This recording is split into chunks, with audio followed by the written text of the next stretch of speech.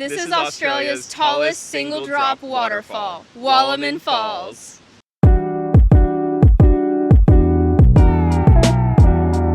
Hi guys, and welcome back to Moonstone Chariot. I'm Brandy and this is Ben. And today we're exploring one of Queensland's most awe-inspiring wonders, Wallaman Falls. Not only is it the tallest single drop waterfall in all of Australia, but it is also surrounded by a World Heritage rainforest and some epic views. We're going to take you along with us on the hike down to the base of the waterfall. So let's get into it. Now the first step is getting to Wallaman Falls. If you're driving from Cairns like we did, you'll drive through places like Innisfail, Cardwell, and Ingham. If you're coming from Townsville, it's a little over 2-hour drive. You can follow your GPS to a certain point. You definitely want to be looking out for the road signs that lead you to Wallaman Falls. Noting that this road can flood, meaning you should always check for road closures beforehand, and I suggest checking the Parks and Wildlife websites to make sure that Wallaman Falls is open and you're able to access the hike. If you miss the Wallaman Falls signs and follow your GPS to a T, you may end up on a farmer's land like we did. It is also important to note that the road to Wallaman Falls does have an open cattle field,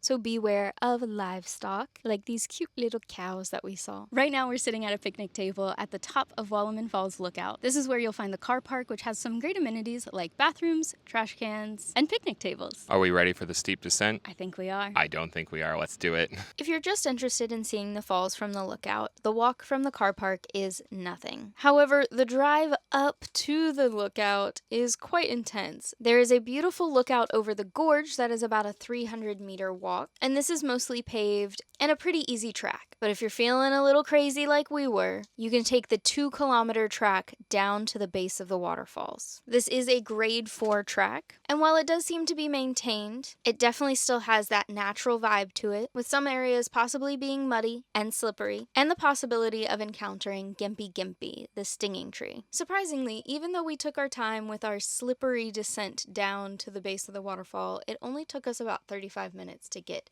down to the bottom. So we just got to the base of Wallaman Falls, the viewing platform. The hike down wasn't too bad. They had a lot of rocks that acted as steps the whole way down. It got a little bit slippery towards the bottom when the water from the falls started to make the path all wet. We're at the tail end of wet season, so the falls is really coming down, so we are not going to go anywhere near the water today because it is moving really, really fast. We just got a whole bunch of pictures and videos of the falls. Took a little snack break. We're going to be heading up the trail again now. A little bit more nervous going up than we were going down, but I don't think it'll be too bad. Wallaman Falls is part of the Herbert River system and flows strongest during the wet season, which is November to April.